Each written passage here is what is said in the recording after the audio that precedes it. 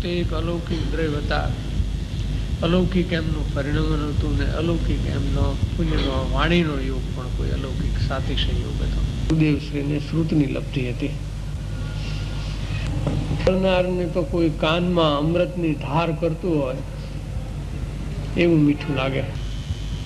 કેટલાક જીવોને તો એવું લાગ્યું છે કે જાણે કોઈ દૈવી વાણી આવે છે. અસાધારણ એક યુગ પુરુષ જેવું ગુરુદેવનું વ્યક્તિત્વ હતું ને કર્તૃત્વ પણ એવું હતું. પરમેશ્વરની જગ્યાએ નિમિત્ત છે તો અખંડ મોક્ષ માર્ગને એમણે જીવંત રાખ્યો છે. એમના વચનોમાં એવો કોઈ જાદુ છે, કોઈ ચમત્કાર છે. જઈને અજય કોઈ બી ખૂણે ખાંચરે કોઈ પાત્ર જીવ હશે, યોગ્ય હશે, જીવનનું હિત થઈ જાય એવું અંદર તત્વ પીડ્યું છે. એમાં કાંઈ બે મત નથી. મોક્ષ માર્ગ સુધી પહોંચવા માટેનું જે તત્વ એમણે આપ્યું છે એમનો પરમ ઉપકાર છે.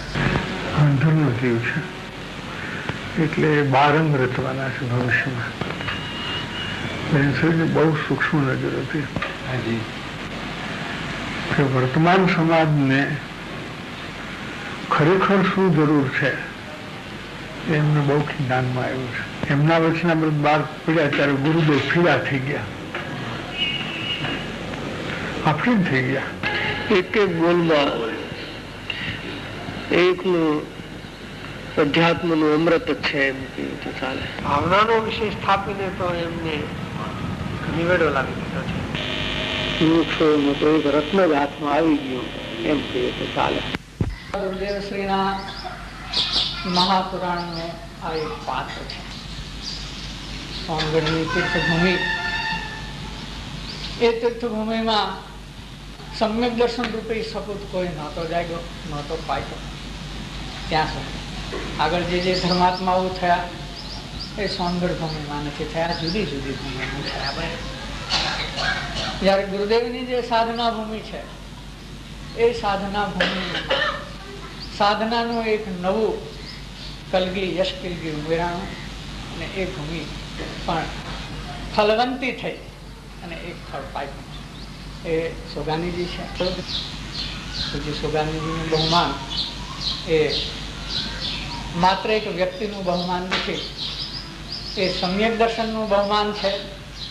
અને જે સમ્યક દર્શન ધારક મહાત્માઓ ધર્માત્માઓ છે તે અનંતા ત્રણેય કાળના ધર્માત્માઓનું એમાં સન્માન છે.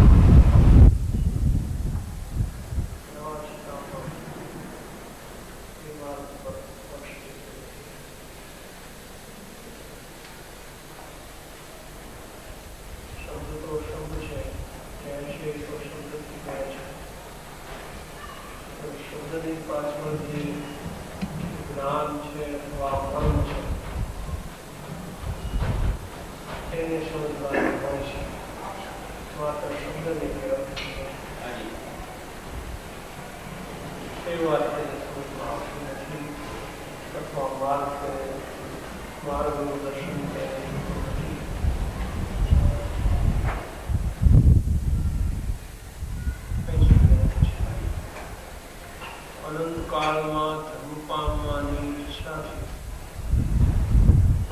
જીવે અનંત સાધન કર્યા છે, બધા બાહ્ય સાધન કર્યા છે. જપ તપથી માંડીને શાસ્ત્ર સ્વાધ્યાય પર્યંતના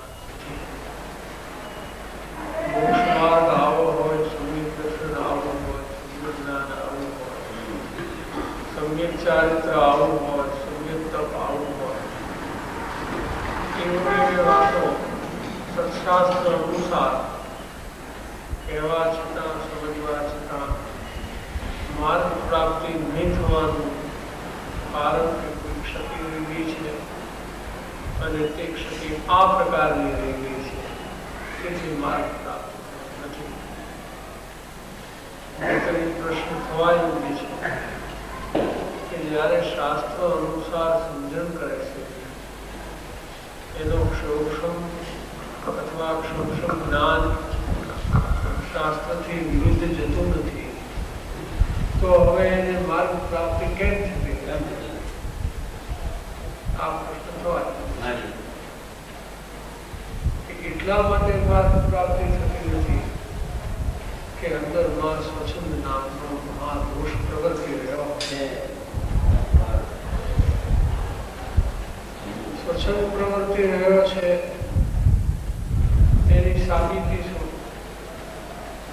એને સત્પુરુષને વિશે પણ પોતાના કલ્પના રહે છે કે જેવા મને અર્થ આવડે છે, એવા મને આવડે છે, એમને આવડે છે, એવા જ મને આવડે છે. એમાં ફરક તો પડતો નથી. એટલે જે સત્પુરુષ પ્રતિ પરમ વિનય, અપૂર્વ વિનય આવવો જોઈએ એનો અભાવ રહે છે કે એની માર્ગ પ્રાપ્તિમાં પ્રતિબંધનું કારણ છે.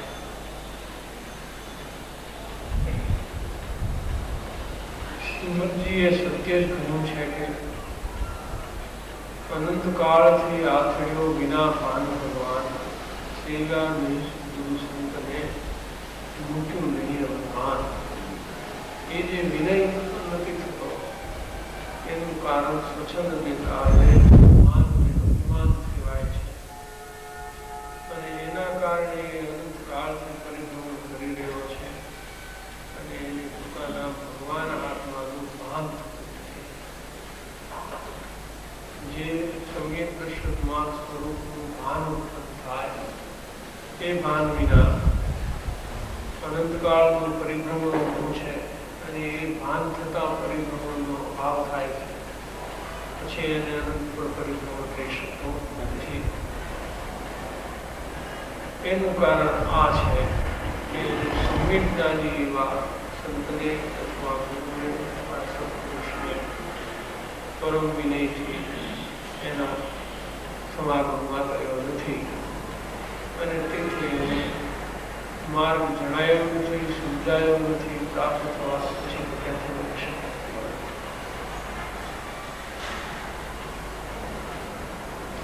સંત ચરણ આશ્રય વિના સાધન કર્યા, અનેક અનંત સાધન કર્યા, પણ આ એક બાકી રાખીને પાર્વતીથી પામ્યો ઉદ્યો નવર્ષ વિવેક. અને એ બધા સાધન કરવા છતાં એ પરિભ્રમણનો પાર ન આવ્યો, છેડો ન આવ્યો. પાર એટલે છેડો ન આવ્યો.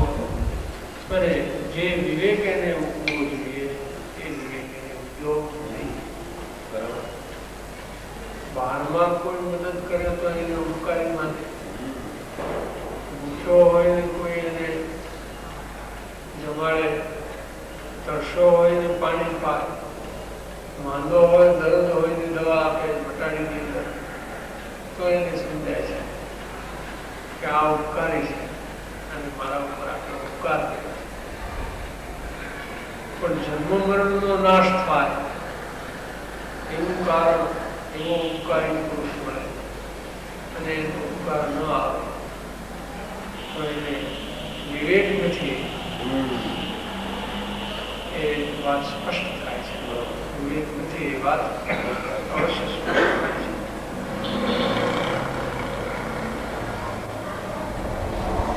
ઉપરોક્ત પદોનો અર્થ સુગમ છે, અઘરી વાત નથી, સમજી શકાય એવી સુગમ અર્થવાળી વાત છે. છતાં એનો મર્મ ઊંડો છે, છતાં માર્મિક છે. શું રહી ગયું કે આ વાત રહી ગઈ છે? અથવા કોઈ જીવને એવી ભૂલ કે એક સત્પુરુષને સત્પુરુષ તરીકે સ્વીકારે અને પછી બીજા કોઈ સત્પુરુષ હોય તો એને સ્વીકારે. આ પણ એમ સૂચવે છે કે એને પહેલો સ્વીકાર કર્યો છે તે યથાર્થ નથી. બરોબર. તો એ વ્યક્તિ રાગ થયો, ગુણાનુરાગ નથી. ગુણો તો બંનેમાં છે. બંનેને આત્મગુણો પ્રગટ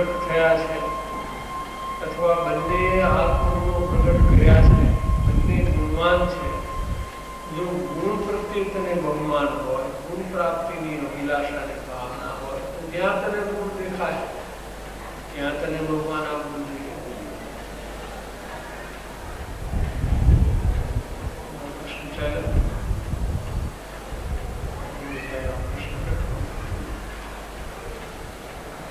ગંધર્વદેવ છે એ નમોનું સૌ સામનું બોલે છે. સાધુને તો એ વંદન નમસ્કાર તો કરતા નથી કેમ કે પોતે આચાર છે. પણ નમો લોહીએ સર્વ સામૂહિકમાં ગુણને નમસ્કાર છે. બરાબર, ગુણને એટલે ગુણવાનને નમસ્કાર આવી ગયા. પણ બાહ્ય વ્યવહારમાં એ પ્રકારનો વ્યવહાર પોતાનું ગુરુસ્થાનમાં પોતાની પદવી ઊંચી હોવાથી ગુરુના સ્થાને હોવાથી ગુરુ શિષ્યને વ્યવહારિક પદ્ધતિથી નમસ્કાર કરે એવું સંભવ નથી. પણ શિષ્યના દોષ પ્રત્યે એને બહુમાન છે. નમસ્કાર છે એનો અર્થ અહીંયા બહુમાન છે. અહીંયા નમસ્કારનો અર્થ બહુમાન લેવો. નમસ્કાર અર્થ અહીંયા વંદ્ય ભાવના. વંદ્ય ભાવ. નમસ્કારનો અર્થ બહુમાન, ગુણનું બહુમાન. જો એ પ્રકારે ગુણનું પણ બહુમાન ન હોય તો એ પણ પોતાની ઉચ્ચ પદવી નથી. ઉચ્ચ પદવી તો ત્યારે છે કે ગુણનું બહુમાન છે ત્યારે એની ઉચ્ચતા છે. જેને ગુણનું બહુમાન નથી એને ઉચ્ચ પણ નથી, એને નીચ પણ છે. કેમ કે દોષનું બહુમાન તો ગુણ છે એના નથી. કારણ ગુણનું બહુમાન હોય દોષનું બહુમાન હોય. જેને ગુણનું બહુમાન છે એને દોષનું બહુમાન નથી. જેને દોષનું બહુમાન છે એને ગુણનું બહુમાન નથી. પ્રતિપક્ષ છે.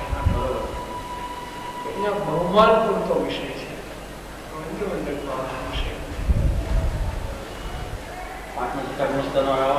વિષય પ્રશંસા કરે, બહુમાન કરે, મુનિ પણ કરે. વાહ વાહ, મુનિ પણ સંગીત દૃષ્ટિની પ્રશંસા કરે. વાહ, આ સન્માર્ગની અંદર જીવાયો બધા પ્રેરણા મળે. અથવા એને આત્મગુણને પ્રગટ કર્યા તો એના અર્થે એનું બહુમાન કરે છે. પણ એમાં મધ્યવંત ભાવના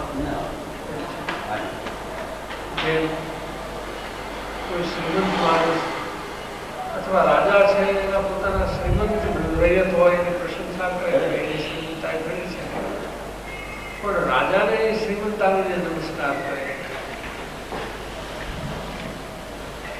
રાજાના ઘરે શ્રીમંત આવે. શ્રીમંતના ઘરે રાજા જાય તો પણ એ ઉઠીને એને નમસ્કાર કરે. રાજા એને નમસ્કાર કરે, ભલે પ્રશંસા કરે, સંપત્તિ કરે. કેટલો વિષય છે.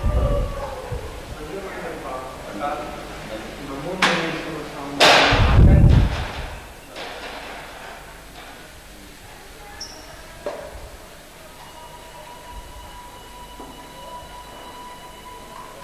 ઉપરોક્ત પદોનો અર્થ સુગમ છે છતાં માર્મિક છે.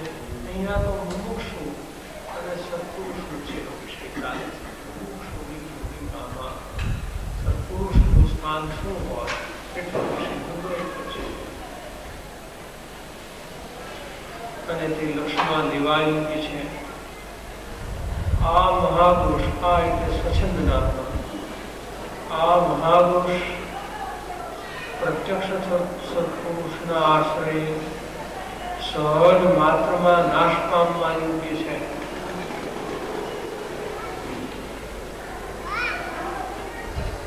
એમને એ દોષને મટાડવો હોય તો જરા અઘરી વાત છે. અને સત્પુરુષના ચરણમાં સત્પુરુષના આશ્રય સહજ માત્રમાં અલ્પ પ્રયાસથી આ દોષ નાશ પામવા યોગ્ય છે. એમ જાણીને શ્રીમદજીએ કહ્યું છે કે માદાદિક શત્રુ મહાનિગછંદેન મરાય જ્ઞાતા સદગુરુ શરણમાં અલ્પ પ્રયાસ જાય.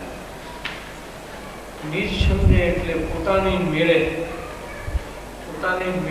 ટાળવાનો પ્રયત્ન કરે તો એને એક નવો છંદ ઉદ્યો છે. સ્વચ્છંદ માને પણ એક છંદ વેદો એનો એ મહાશત્રુ છે. માન અને સ્વચ્છંદ છે મહાશત્રુ છે, જીવનું ઘણું અહિત કરે છે એમ કહેવું છે. મહાશત્રુ કહેવાનું કારણ એ છે કે બીજા દોષ કરતા આ દોષ જીવનું વિશેષ પ્રમાણમાં ઘણું અહિત કરે છે. પોતાની મેળે ન ટળે એવો દોષ છે. જ્યારે સત્પુરુષના ચરણમાં જતા બહુ અલ્પ પ્રયાસમાં ચરણમાં જતા જ ગયો, ત્યાં એની શરણાગતિ સ્વીકારી એ સ્વચ્છંદ તો ગયો છે. એને સ્વચ્છંદ રહેતો નથી. જે દોષ ઘણો મોટો છે અને પોતાની મેળે કાઢવો મુશ્કેલ છે, એવા દોષને તો અહીંયા નિમિત્ત માત્રપણામાં ચાલ્યો જાય છે. સત્પુરુષનું નિમિત્ત મળતા ચાલ્યો જાય છે. તો એ સત્પુરુષનું કેટલું સ્વચ્છંદ એ માન કષાયનો પ્રકાર છે. મારા દીક્ષકો લીધા છે કે માન કષાયનો જ એક પ્રકાર છે. અને મનુષ્ય ગતિમાં તેનું બળવાન પણ રહે છે. બીજી ત્રણ ગતિની અપેક્ષાથી મનુષ્ય ગતિમાં સ્વચ્છંદ અથવા માનનું બળવાન પણ રહે છે. તે ગતિમાં લોભનું બળવાન પણ છે અને નારકીમાં ક્રોધનું બળવાન પણ છે. તિર્યંશમાં માયાનું બળવાન પણ છે. ચાર જે કષાય છે મુખ્ય, એમાં મનુષ્યમાં માનનું બળવાન પણ છે. માન માટે જેટલા સંપ્રદાયો થયા, ભગવાન સુખદેવ સ્વામી છે એ સંપ્રદાયો આ ભરત ક્ષેત્રની અંદર ચાલુ થયા. એ સંપ્રદાયો ચાલુ થવા પાછળનું કોઈ મુખ્ય કારણ હોય તો માન છે. મુખ્ય કારણ શું કે માન છે. એમ સંપ્રદાયની અંદર પણ જ્યાં જ્યાં અંદરને અંદરમાં જે બધા પ્રકારો જુદા જુદા વાળા જુદા જુદા પક્ષો થાય છે, એનું એક જ કારણ, એ મુખ્ય કારણ માન. મનુષ્ય ગતિમાં તેનું બળવાન પણ રહે છે. તેથી શ્રીમદજી એક જગ્યાએ કહે છે કે માન ન હોત તો મોક્ષ હથેળીમાં હોત. જો મનુષ્ય ગતિમાં એ માન નથી હોત તો મોક્ષ તો હથેળીમાં હોત. એટલે કે બહુ હાથમાં જે ચીજ હોઈને ખાવી સહેલી છે એ મોક્ષની પ્રાપ્તિ એટલી સહેલી હોત. મનુષ્ય ગતિમાં તેનું બળવાન પણ રહે છે. અર્થાત મનુષ્ય પ્રાણી બીજા કશાયને છોડી શકે છે તેટલી સહેલાઈથી માનને છોડી શકતો નથી. બીજા કશાય છોડી લોભ છોડી દઈએ, ક્રોધ છૂટે અને લોભ છૂટે, માયા છૂટે, માન છૂટવું હોય તો એ બહુ મોટી તકલીફ છે. કસાઈને તો નાશ કરવો છે. કસાઈને નાશ કરવો છે. એ વાડામાં જ પાછો માનનો પલટો વધુ થાય. એ કશાય છે એવું નથી શકતા. અચ્છા. માન છે, કશાય છે, એ છૂપો પ્રકાર છે કે ત્યાગનું પણ માન થાય અને નમ્રતાનું પણ માન થાય, સરળતાનું પણ માન થાય, શાંત ક્રોધ ન હોય તો શાંતતાનું માન થાય, લોભ ન હોય તો ઉદારતાનું માન થાય. એમની માન છે એ ક્યાં દાખલ થઈ જાય છે જીવને ખબર પડતી. છુપો ચોરી ઘરબાર છોડીને જંગલમાં જાય ત્યારે એને એમ થાય કે ઘરબાર છોડ્યું તો તે છોડ્યું તો માન લે તો તે રહ્યું. ઘરબાર કદાચ તે છોડ્યું હશે પણ ઘરબાર છોડવાના માનને તે રહ્યું. દાન આપે છે એમાં પૈસા આપે છે તો મેં દાન દીધું, નામનો પૈસા આપ્યા પણ દાન દેવાનું માન ધ્યાન લીધું. મોટો દોષ ગયો. શું કીધું પણ શું લીધું એની તને ખબર નથી. લીધું એની તને ખબર છે કે મેં પૈસા આપ્યા, શું લીધું એની તને ખબર નથી. આવો માનનો દોષ છે એ બહુ છૂપો દુશ્મન છે, એની ખબર જેવી પડતી નથી. કેમ કાઢવો બધા છે ને જાતા સદપુરુષના સત્પુરુષના લાંબાની વાત જ્ઞાનીના ચરણમાં પહેલા જાવ છે ને જે વિષય હાજી હું સેવક છું. આ વાત બેન છે હાજી માર્ગદર્શન છે આ હાજી. વિષય.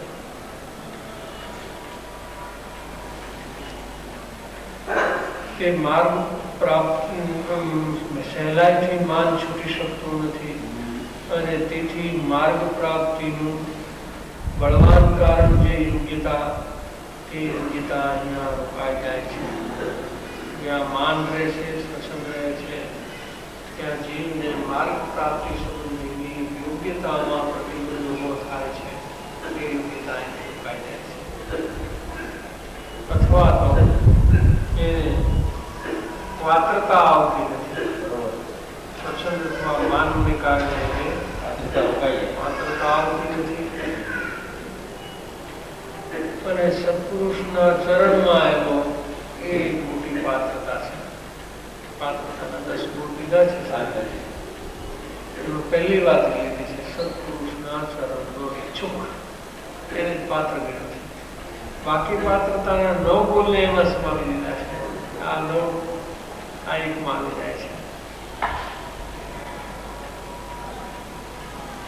પૂજ્ય બેન શ્રીના આ વિષયમાં નીચેના વચનામૃતો અત્યંત ઉપકારી છે.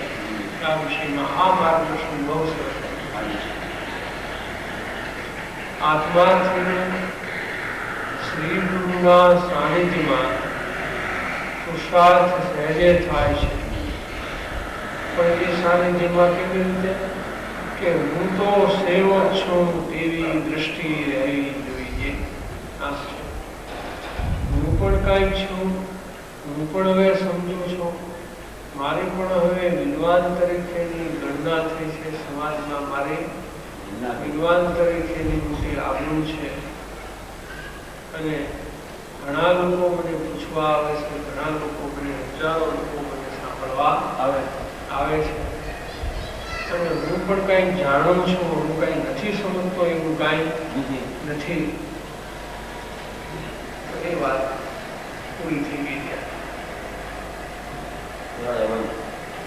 એને સ્વચ્છંદ વર્તે છે એટલે અહીંયા કહે છે કે એ વસ્તુ ખલાસ થઈ ગઈ છે. હું કાંઈ છું એમ થાય તો એને સેવક પણ થયું હોય તો પણ છૂટી જાય. કારણ કે નવો આવ્યો ત્યારે હજી વિદ્વાન ન હોય. નવો આવે ત્યારે તો પૂછે આનું શું, આનું શું, આનું શું, આનું શું, આનું શું. અનેક વાતો પૂછતા અને વગર પૂછતા જાણવા મળે છે. પૂછીને કેટલું જાણવા મળે, કોઈ ન પૂછે તો પણ જાણવા મળે, બીજા પૂછીને જાણવા મળે, એમને વાત ચાલતી હોય તો જાણવા મળે. ઘણું જાણવાનું મળ્યા પછી એને એમ થાય કે હવે મને બરાબર ખબર પડે છે, હું પણ કંઈ છું. ત્યારે એ સેવક થઈને જે જાણવા આવ્યો હતો એ સેવક પણ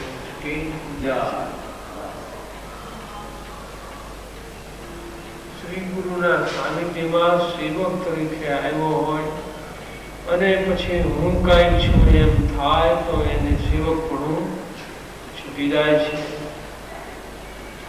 સેવક થઈને રહેવામાં લાભ છે. ખરેખર તો એને નમ્રતાથી શરણમાં રહેવામાં જ લાભ છે. કેમ શું લાભ છે એ કહે છે. આ એક બહુ સરસ વાત કરી છે કે સેવકપણાનો ભાવ ગુણ સમુદ્ર એવો જે આત્મા તેને પ્રગટવાનું નિમિત્ત થાય છે. ઓલો ભાવ ગુણ સમુદ્ર આત્મા પ્રગટ થવામાં બાધક થાય છે, આ ભાવ સાધક થાય છે. બરાબર. પાત્રતા આવી એને આત્માને પ્રગટ કરશે માટે પાત્રતાને સાધક કહ્યું, પ્રાપ્ત થયું તે સાધક. સેવકપણાનો ભાવ આત્મા પ્રગટવાનું નિમિત્ત થાય છે એટલું નહીં કહેતા, ગુણ સમુદ્ર આત્મા પ્રગટવાનું ગુણનો સમુદ્ર અંદરથી ઉછળશે એવી સ્થિતિ ઉત્પન્ન થશે. થાય છે એને પણ નમ્રતા રહી જાય છે, એને કાંઈ અહંપણું થઈ જાય છે એવું છે, એ જાણે છે કે પરિપૂર્ણ થવાનું છે, આ તો અનંતમાં ભાગે છે, આમાં શું વિશેષતા છે? દશા ત્યાર પછી વધતી જાય છે તો પણ બાકી છે એ જોવે છે કે ઘણું બાકી છે, ઘણું બાકી છે. મુનિ પણ એમ જોવે છે કે ઘણું બાકી છે, અને જ્યારે પ્રગટે છે ત્યારે એને બધું પ્રગટી ગયું તો ઘણું થઈ ગયું એમ જોવાને બદલે અંદર હતું એ બહાર આવ્યું, એમાં વિશેષ એવો કંઈ બોલ લીધો છે કે એ તો જે હતું એ બહાર આવ્યું, એમાં અહંપણું કરવાનો ક્યાં સવાલ છે? હવે અંદરમાં પરિપૂર્ણ તત્વ છે, એના અંતમાં ભાગે બહાર આવ્યું છે ત્યારે અહંપણું કરવાનો ક્યાં પ્રશ્ન રહે છે? તો અંત બાકી છે. એને જ્ઞાનીને અહંપણું થતું નથી, એનું કારણ એ છે કે એને ખ્યાલ છે કે બાકી કેટલું છે, એટલે એને અહંપણું થવાનો પ્રશ્ન રહેતો નથી.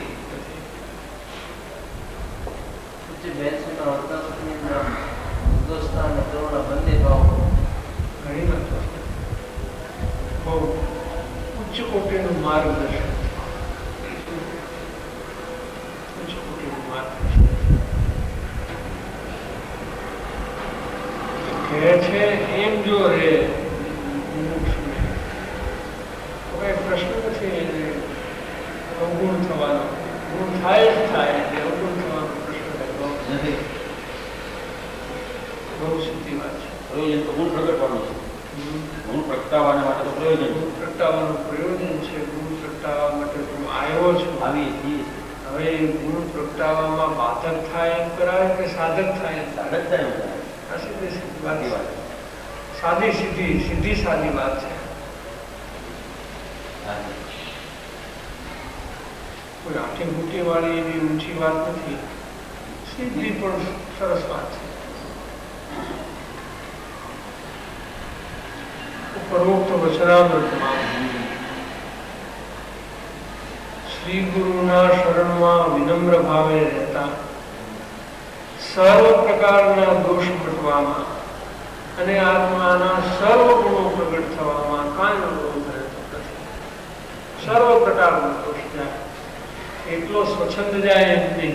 સર્વ પ્રકાર લોભી હોય એનો લોભ જાય, ક્રોધી હોય એનો ક્રોધ જાય, માયા થતી હોય એની માયા જાય, માન થતું હોય એનો માન જાય. સર્વ પ્રકારના એના દોષ જાય. એ નિમિત્ત એવું પડે છે કે જેમાં સર્વ પ્રકારના દોષ જાય. સર્વ પ્રકારના દોષ મટે અને આત્માના સર્વ ગુણો પ્રગટ થાય. બરોબર, અનંત ગુણો પ્રગટ થાય. સર્વ ગુણાંશ અનંત ગુણો, સર્વ ગુણો એના પ્રગટ થાય અને તેમાં કાંઈ અવરોધ રહેતો નથી, તેમાં કોઈ તકલીફ પડતી નથી. આવો સહેલો ઉપાય છે. પછી એ ઉપાયને અંગીકાર કરવામાં આ સિદ્ધ સંવાદો સીધે સીધો સાદો સહેલો ઉપાય છે. આમાં બીજું શું તકલીફ છે? પછી પોતાની મેળે ડાકોર ગોળીને અઘરા ઉપાયમાં જવાનું કઈ કારણ ખરું કે ના, હું મારી મેળે મૂકી લઈશ, મારી મેળે મૂકી લઈશ, છે શાસ્ત્ર મારી પાસે, સમયસર મારા ઘરે છે, મારે એમ કરીને પત્તો લાગશે.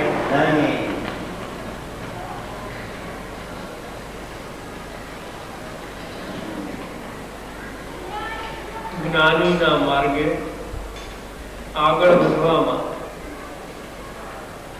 ગુરુ શરણ વિનમ્ર પરિણામે બે વાત છે. સત્પુરુષનું શરણ અને તે પણ વિનમ્ર પરિણામે સેવક ભાવે.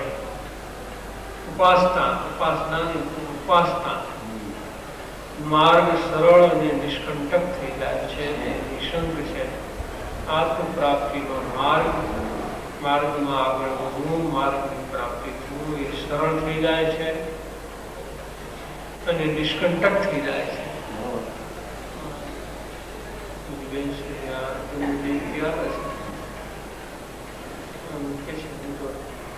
ગુરુદેવનો હું દાસ છું એમ શબ્દ આવે છે.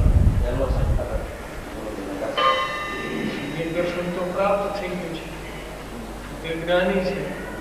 ઘણા જીવો એમને વંદન નમસ્કાર કરે છે અને ગમે એવા તત્વનો પ્રશ્ન આવે તો એને જવાબ પણ દઈ શકે છે. અચ્છા અચ્છા વિદ્વાનો જવાબ ન દઈ શકે એવા જવાબ દઈ શકે છે. તો પણ ભૂતો દાસ છે. નમ્રતા ચાલી ગઈ નથી. નમ્રતા ચાલી ગઈ કઈ પ્રાપ્ત થયા એ વસ્તુ તો એમ જ થઈ ગઈ છે. ઉલટાનો ઉપકાર થયો પોતાને આ જીવનમાં આ ભોગમાં પ્રાપ્ત નહોતું અને થયું એમના નિમિત્તે તો વિશેષ નમ્રતા આવી. નમ્રતાથી ગ્રહણ થયું અને પ્રાપ્ત થતા વિશેષ નમ્રતા આવી.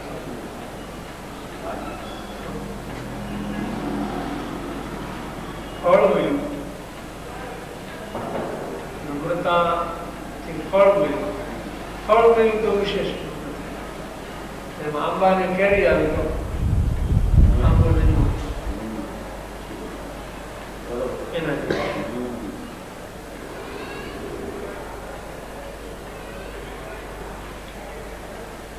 ગુરુ સરળ વિનમ્ર પરિણામે ઉપાસતા માર્ગ સરળ અને નિષ્કંટક થઈ જાય છે. માર્ગ સહેલો થાય છે, સુગમ થાય છે અને એમાં કોઈ વચ્ચે બાધક ભાવો ઉત્પન્ન થતા નથી. જે માર્ગમાં કાંટાઓ પડેલા હોય તો પગમાં વાગે અને ચાલવામાં મુશ્કેલી પડે. કાંટા વગરનો માર્ગ હોય તો માણસ એમ સ્પીડથી ચાલી જાય કે અહીંયા માર્ગ નિષ્કંટક થઈ જાય છે. વિનમ્ર ભાવે ગુરુ શરણ હાથમાં આવ્યું કે માર્ગ નિષ્કંટક થઈ જાય છે, સરળ થઈ જાય છે. તે નિશંક છે, એમાં ક્યાંય શંકા પડે એવી વાત નથી. આ વાત નિસંદેહ છે, નિશંક છે. વિનમ્રતાને સ્પષ્ટ કરતા જો કહે છે ઉપરના બોલમાં, એનું સ્પષ્ટીકરણ ચાલે છે. ઉપરના બોલનું સ્પષ્ટીકરણ વિનમ્રતાને સ્પષ્ટ કરતા તેવું કહે છે કે હું કાંઈ છું એમ સૂક્ષ્મ પણ માન સેવાય ત્યાં નમ્રતા અર્થાત સેવક પણ રહેતો નથી અને સ્વચ્છંદ નામનો મહાદોષ ત્યાં અસ્તિત્વ ધારણ કરે છે. હયાત મોજૂદ હાજર થઈ જાય છે. શું કહે છે? વિનમ્રતા કોને કહેવી? દર્શન કરે, વંદના કરે એટલે વિનમ્ર થઈ ગયો. ચાલો દર્શન કર્યા, વંદના કરી માટે વિનમ્ર થઈ ગયો. અંદરમાં ભાવ એવો રહ્યો કે હું પણ કાંઈ છું, હું પણ કાંઈ છું. બસ એ સૂક્ષ્મ અંકુર ફૂટ્યો એ માનમાં. ત્યાં એને નમ્રતા ચાલી ગઈ, એનું સેવક પણ મેળવું.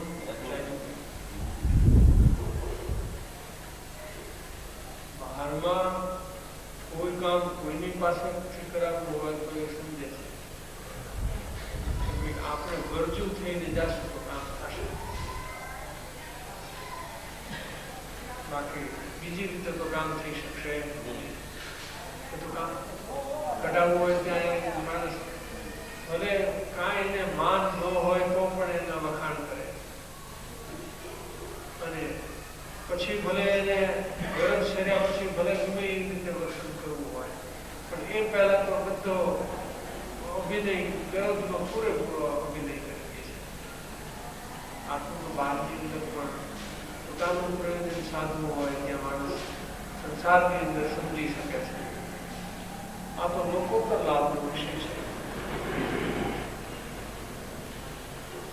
અહીંયા તો સૂક્ષ્મ માન પણ સેવાય, ત્યાં નમ્રતાનો અભાવ થઈ જાય અને સ્વચ્છંદ નામનો મહારૂપથી અવતરણ થઈ જાય. એમ ખચીત જાણવું જોઈએ, અવશ્ય એમ જાણવું જોઈએ કે આમ જ થશે. બીજું એમાં બીજો કોઈ પછી વાત રહેતી નથી. વળી તેઓ વચનામૃત 333 આત્માર્થી જીવને જાગૃત કરે છે. 334 પહેલાનું છે, એમાં પણ આ વાત બહુ કે ચેતીને રહેવું મને આવડે છે એવી આવડતની હૂંફના રસ્તે ચડવું નહીં.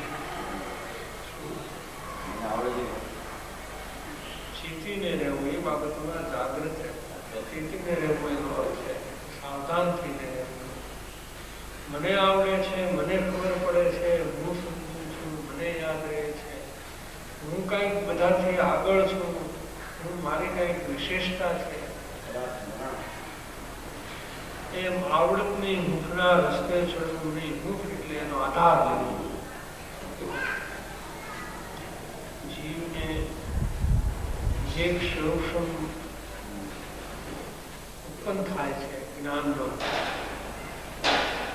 ત્યારે એ માત્ર ક્ષોષમિક મિથ્યાત્વની અવસ્થામાં ઉત્પન્ન થતો નથી, પણ મિથ્યાત્વની અવસ્થામાં ક્ષોષમ વિશેષ થતા એનો આધાર લેવાઈ જાય છે. હું આવો ક્ષોષમ વાળો, આવો બુદ્ધિ વાળો, આવો સમજણ વાળો, એની હૂંફ લેવો એનો અર્થ કે આધાર લઈ. જે માણસને પૈસા હોય તો પૈસાને હૂંફ હોય છે. મારી પાસે સંપત્તિ છે, હું કાંઈ ભિખારી નથી, મારે કાંઈ કોઈ દરકાર નથી, મારે કોઈ લાચારી કરવાની જરૂર નથી, કેમ કે મારી પાસે સાધન છે. એવો એનો આધાર છે, એને હૂંફ કહેવામાં આવે છે. અથવા સમાજની અંદર પોતાના પક્ષની અંદર ઘણા માણસો એને હૂંફ કહે છે. ઘણા આજે અનુસરે છે, કાલ અનુસરતા બંધ થઈ જશે, સ્વતંત્ર દ્રવ્ય છે, સારા કોઈ તાબેદાર નથી. એવી ખોટી હૂંફમાં રહેવાથી નુકસાન થાય છે, લાભ તો થતો. પરનો આધાર લીધો એ પરની હૂંફ, લીધી એકલા એને આત્માનો આધાર ને આત્માની હૂંફ પડતી નથી. સમ્યક દ્રષ્ટિને આત્માની હૂંફ છે. અનંત ગુણનો, અનંત સામર્થ્ય, અનંત પોતાનો આત્મા છે, એને આધાર છે, એની હૂંફ એને છે. જગતના જીવોને બહારના સંયોગો છે. મારું શરીર સારું છે, મારી તંદુરસ્તીમાં કોઈ વાત નથી, એની હૂંફ છે.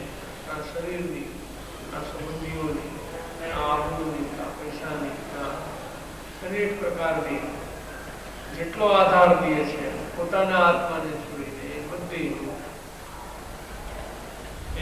એ રસ્તે ચડવા જેવું નથી. વિભાવને રસ્તે તો અનાદિથી ચડેલો છે. આ જીવ અનાદિથી જે માર્ગે ચાલે છે એ વિભાવનો માર્ગ છે. જેટલા ઉપાય કરે છે, રાગ થવાના ઉપાય કરે છે, રાગ કરવાના ઉપાય કરે છે, રાગ પટવાનો ઉપાય હજી ગયો નથી. વિભાવને રસ્તે તો અનાદિથી ચડેલો છે, એટલે કે વિભાવના રસ્તે તો ચાલ્યો જ જાય છે. વિભાવના રસ્તે આગળ વધી જ રહ્યો છે. ત્યાંથી રોકવા માથે ઉભું જોઈએ, એને અટકાવનાર કોઈ સત્પુરુષ જોઈએ, ગુરુ જોઈએ, તો એ અટકે. નહીતર એ જ્યાં આવ્યો જાય છે એ દિશામાં આગળ ચાલ્યો જશે. ત્યાંથી રોકવા માથે સમ્યક જ્ઞાની ગુરુ જોઈએ. આ સંપ્રદાયના ગુરુ નહીં, નહીં તો અમારા આ ગુરુ છે, બધું ગુરુ રાખેલા છે, એ ગુરુની વાત અહીંયા નથી. જેને આત્મજ્ઞાન છે તે ગુરુ છે. આત્મજ્ઞાન ત્યાં પૂરું, તે સાચા ગુરુ, તે સાચા. બાકી જે ગુરુ છે એ તો ગુરુની કલ્પના કરે છે. ગુરુમાં ગુરુપણું માન્યું, એ ગુરુની કલ્પના એને કરી છે. ત્યાંથી સંસારનો છેડો આપો.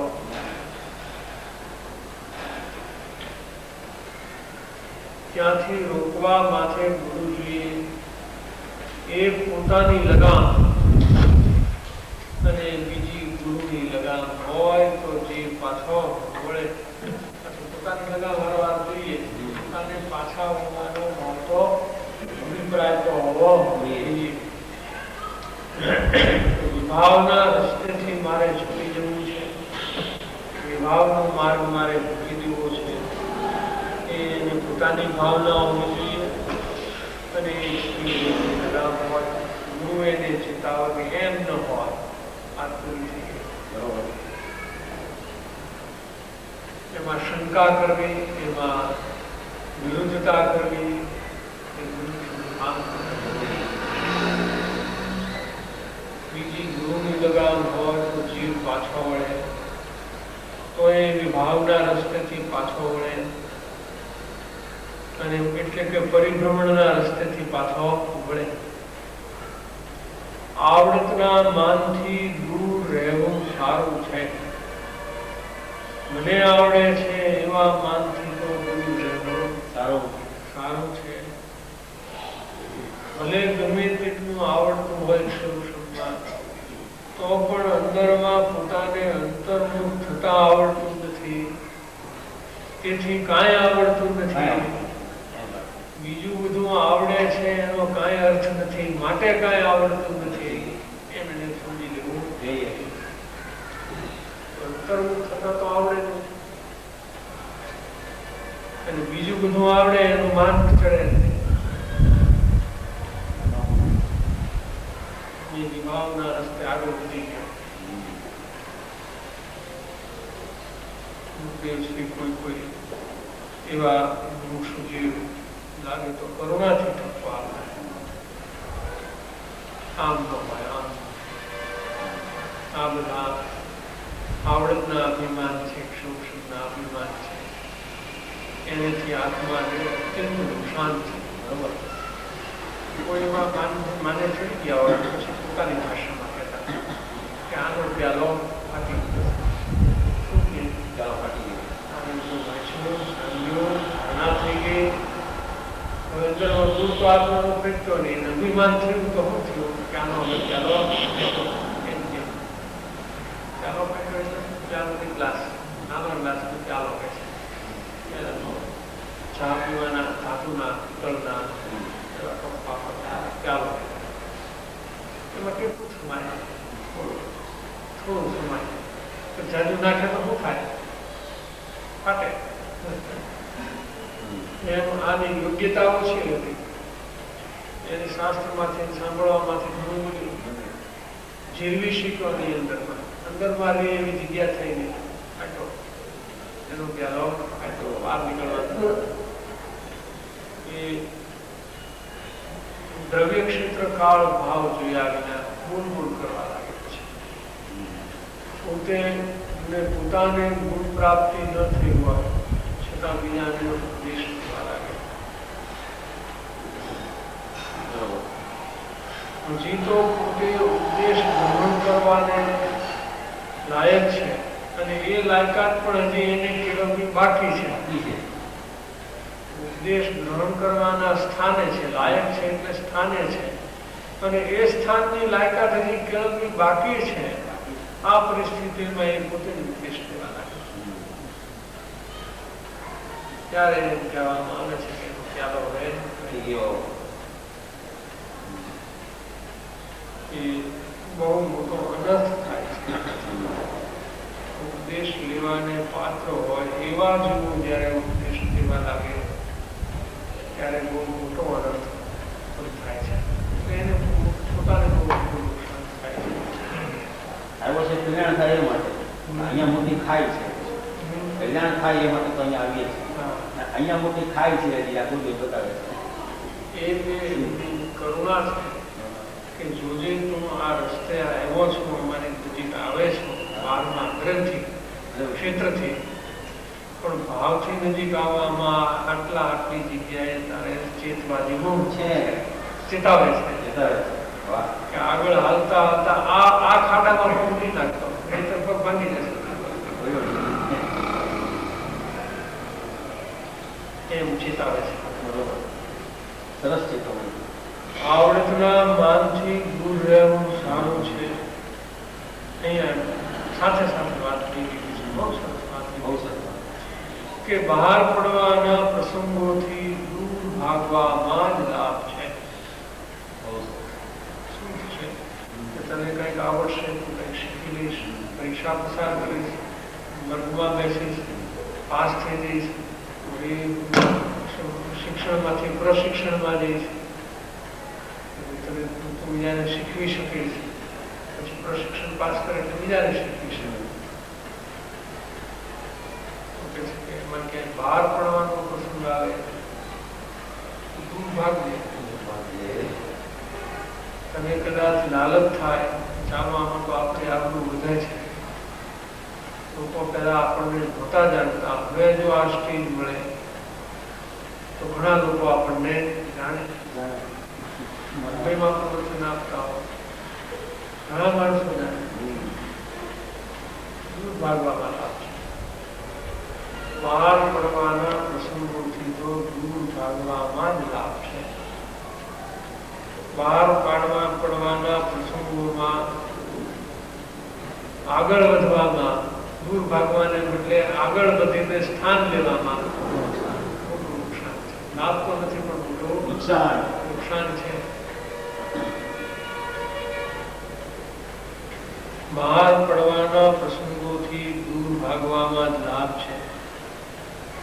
અને જે બહાર પડવાનું થાય છે એ સમાજની અંદર જે બહાર પડવાનું વધે છે કે આબરૂ મળે છે, બહાર પડી જાય એટલે આબરૂ મળે છે, મોટાઈ મળે છે. એમાં શું સાર છે? એ તો નિસાર છે.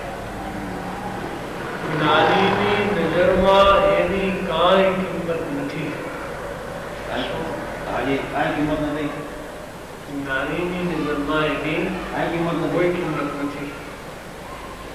એક જ્ઞાની એવા હોય કે જેના પુણ્યો લઈને કારણે પુણ્ય ઉદય છે, જ્ઞાનીપણાને કારણે અનેક જીવો બહુમાન કરે, ભક્તિ કરે, પ્રશંસા કરે, ભક્તિ કરે, વંદના કરે અને ઘણું બહુમાન આપે. બીજા જ્ઞાની એવા હોય ઓળખે નહીં, અપમાન. બીજા જ્ઞાનીને શું થાય? બીજા જ્ઞાનીને એમ થાય કે આ જેને થાય છે એમાં કઈ સાર નથી, એ કઈ સાર વાળી વાત નથી, એ તો નિસાર કરે છે. એમાં કોઈ આત્માનું ભલું નથી, આત્માને એથી લાભ નથી. એ તો એક નકામી ચીજ છે. જેમ અનાજ થાય ત્યારે હારે હારે ખડ થઈ જાય, અનાજ થાય ત્યારે સાથે સાથે ખડ થઈ જાય. મનુષ્યને ખાવામાં એ કામમાં આવતું નથી. એમ કોઈ જ્ઞાનીને મોક્ષ માર્ગમાં આગળ વધતા આનંદનો આહાર એનું અનાજ છે. આનો સ્વાદ લેવાય, આહાર કરવાય છે. પણ વચ્ચે ફૂલ બંધાઈ જાય એ કઈ ભોગવાય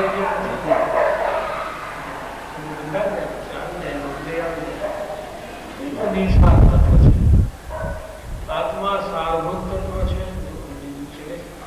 સારભૂત એક આત્મ સ્વભાવ જ છે અને એ સિવાયનું બધું નિસાર છે. આ જ્ઞાની જગતના જીવો એમ જોવે છે, હા બહુ સરસ માન મળે છે, જ્ઞાનીને આટલું બધું માન મળે છે તો મને પણ મળતું હોય તો એની નજરમાં એ નિસાર છે. અને એમાં સાર લાગ્યો એ જ્ઞાનીની નજર નથી, એ અજ્ઞાનીની નજર છે. ખોટે રસ્તે. અથવા તો એ માનાદિક માટે જગતના જીવો ખેંચાખેંચી કરે છે, પક્ષાપક્ષી કરે છે, તકરાર કરે છે, ઝઘડા કરે છે, યુદ્ધ કરે છે, લડાઈ કરે છે. એના માટે જગતમાં માન મળે, એના માટે એ નિસાર તત્વ માટેની તકરાર છે. જ્ઞાની એના માટે તકરાર કરતા નથી.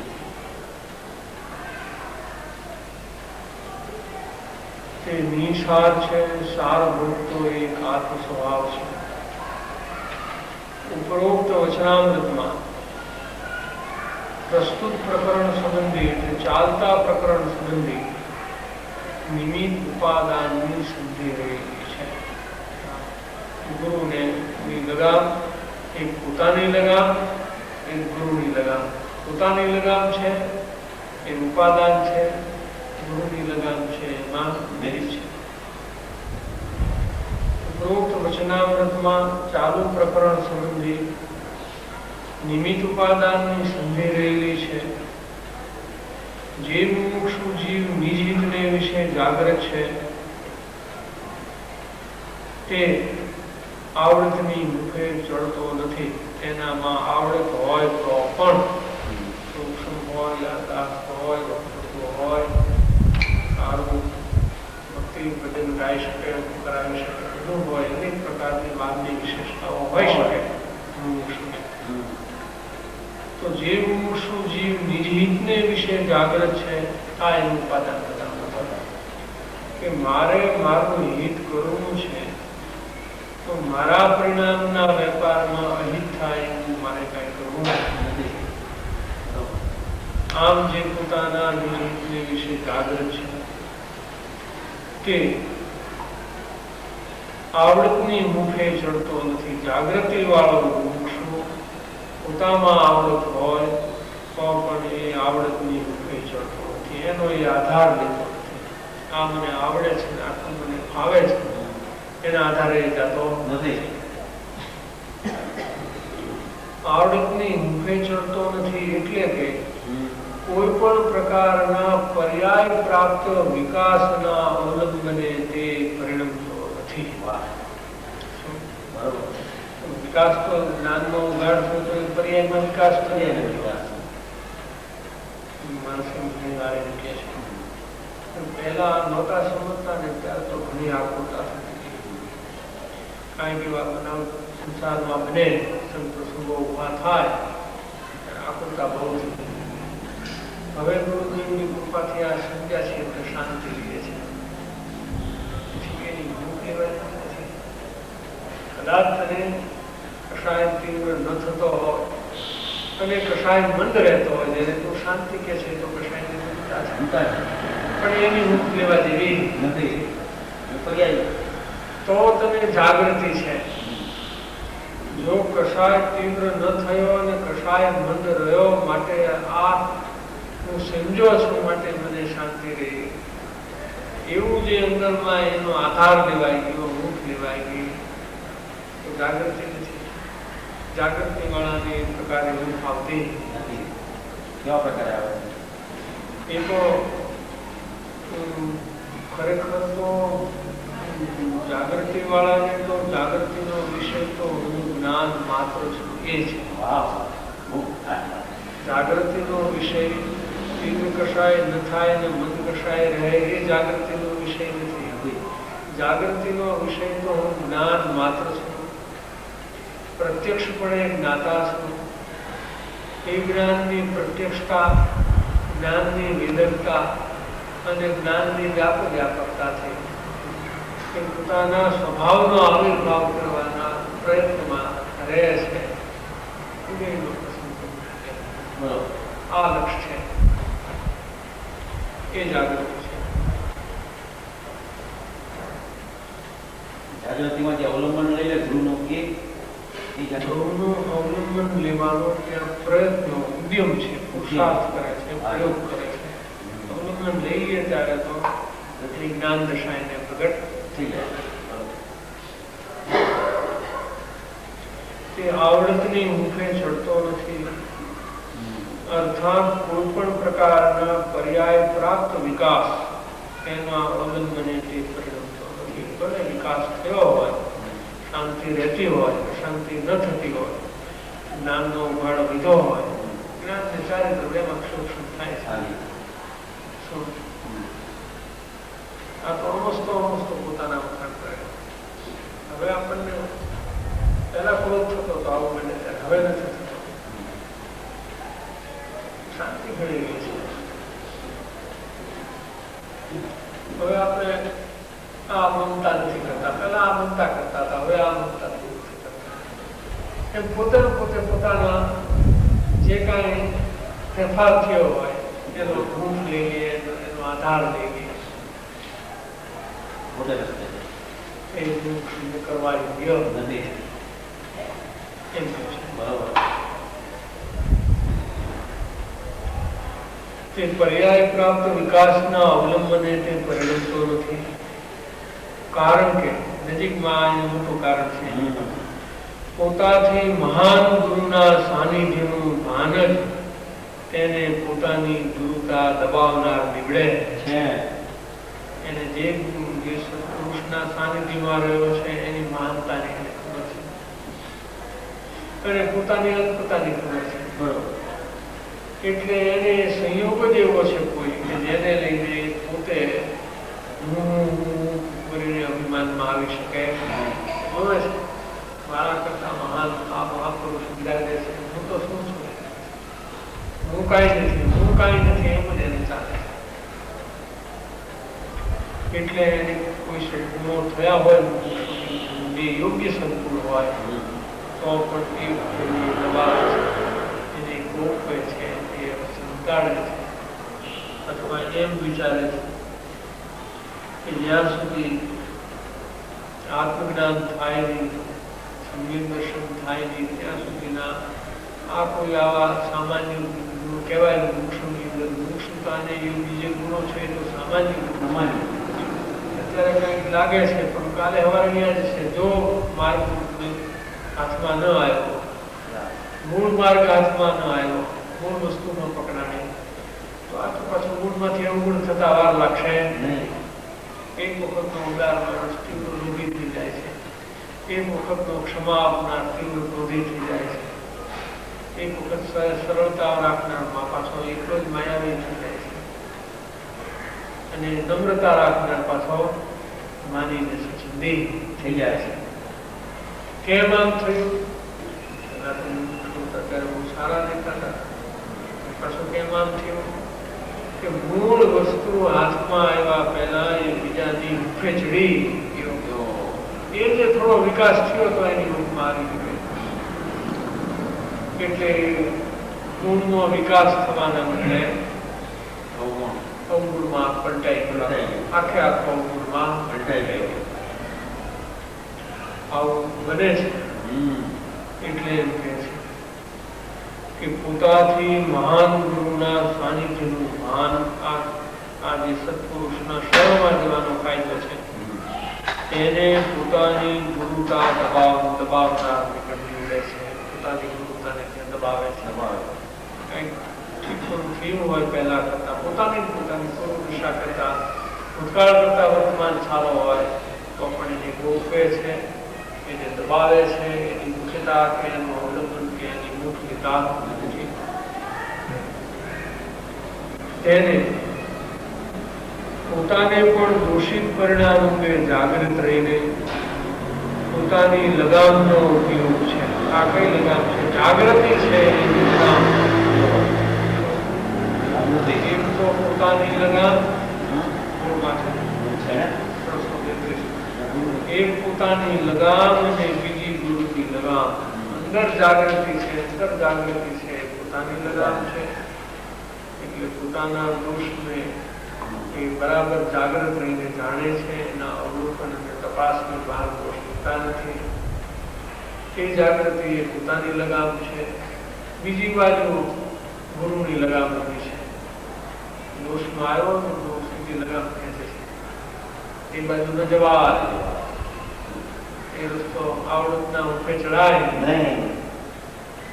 આવડત થઈ ગઈ હોય તો કે આવડતના મુખે ચડાય નહીં. આ લગામ